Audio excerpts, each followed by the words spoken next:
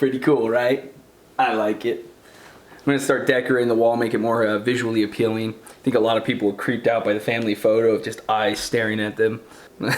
That's not what the subject of the video is about, though. We're going to talk about gun massacres because there was another mass shooting, but a good guy with a gun took the mass out of mass shooting, and it seemed like a really decent outcome. Not a good outcome because people still died, but it was a decent outcome compared to what it could have been.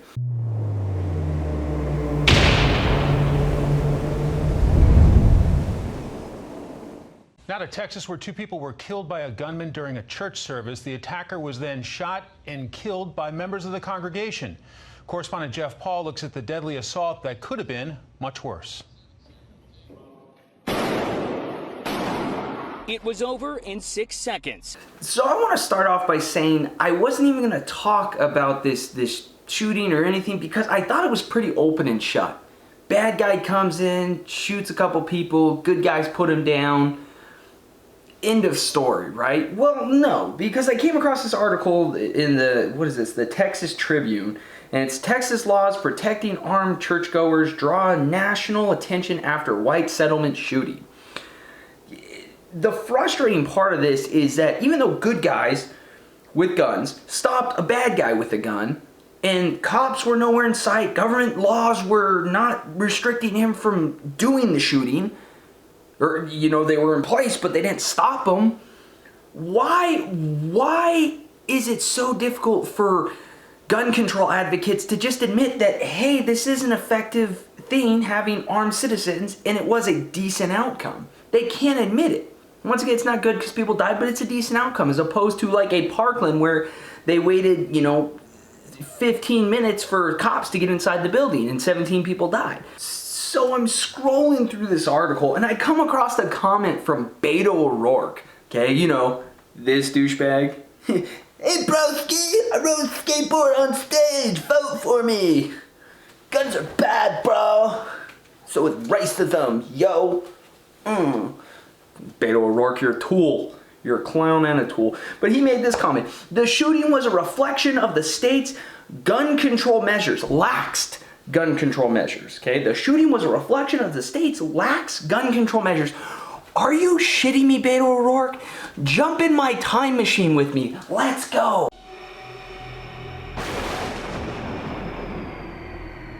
So November 5th, 2017, a tool bag who was kicked out of the Navy for domestic violence and shouldn't have been able to buy a gun in the first place. Yay, government, good job. Good job with your laws, Beto O'Rourke. He shouldn't have been able to get the gun. Okay, in 2017, he shot up 26 churchgoers in Sutherland Springs, Texas, okay? A good guy with a gun, same exact gun, which the funny part is if you watch the news at that time, they said a good guy with a hunting rifle. They wouldn't even admit that the good guy had an AR-15. They went, bad guy with an AR-15 shot up the church. Good guy with a hunting rifle stopped him. No, they both had AR-15s and they got in a gunfight. If Stephen Williford would have had a hunting rifle, he probably wouldn't have made it out of that alive. Okay, he had a comparable weapon to the bad guy. He had an AR-15 as well, and he wound up putting the bad guy down. He was also an NRA member. Lord knows they kill children, right?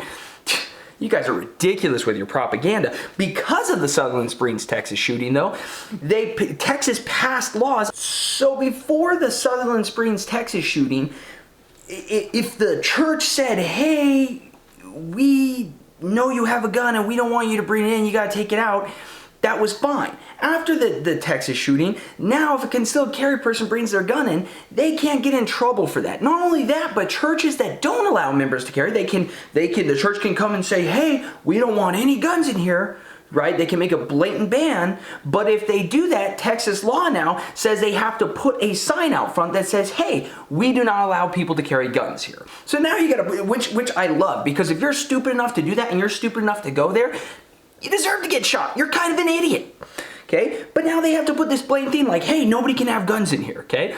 So the Sutherland Springs, Texas shooting, this is why this is important. It led up to this decent outcome that we had with the white settlement shooting, okay? Because now you have churchgoers in there who are allowed to carry.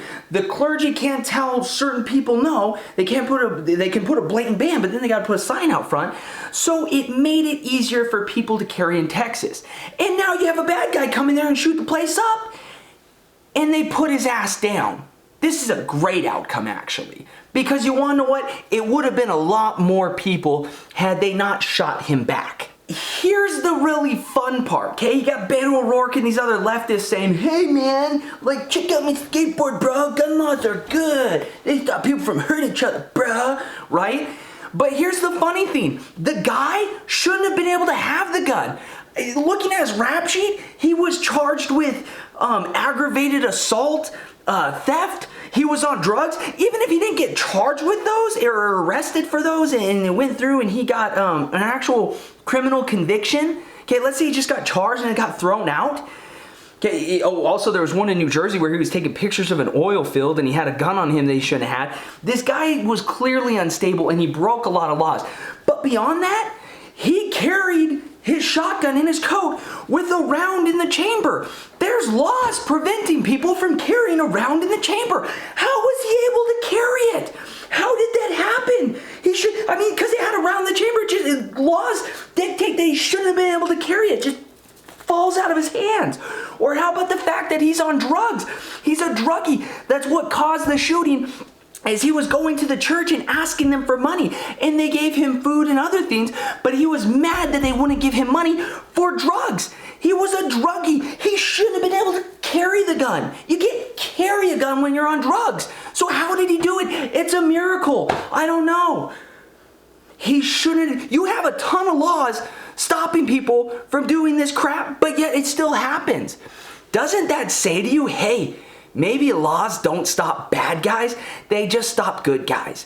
So why are you trying to implement more laws that would prevent good guys from carrying guns when bad guys can do it anyways? He's on drugs, he shouldn't have carried the gun. He had a round in the chamber, he shouldn't have done that. He was concealing a shotgun in his coat. He probably shouldn't have been able to do that, but yet he did. How did that happen? How did that happen, Beto? How did that happen, leftists? You guys are so brainwashed into your propaganda that you think the shit you say makes sense. It doesn't. Passing laws that are supposed to stop bad guys only stop good guys. They don't work on bad guys because you want to know what? Bad guys break the law. It's not rocket science. So thank you to the good guys that stopped the bad guy with a gun. You're a hero. We appreciate you. So with all that said and done, Jack Wilson, the guy who put the bad guy down, did it in only 6 seconds with a headshot. He has now joined the ranks of Stephen Williford as a hero and a national treasure, in my opinion. Thank you guys for what you have done. You have definitely made the country a safer place, and you have set a great example for other lawful gun owners to do the same thing. We appreciate you beyond belief. Now, with that said, I'm going to put a link of the actual video, the full video, if you want to watch it, down below. I can't put it on YouTube. Obviously, there's a clip earlier, but I can't show you the whole thing. If you're curious about the whole thing, click on the link below. It shows douchebag coming in with a coat, and he had a wig on and a fake beard because they already knew who he was, and he had the shotgun under his coat, and he shoots two of the churchgoers, and then he goes towards the pastor, and he's probably going to shoot other people. I mean, clearly he's going to shoot other people, and Jack Wilson puts him down. So check it out below. God bless America. I don't know what else to say. God bless the Second Amendment.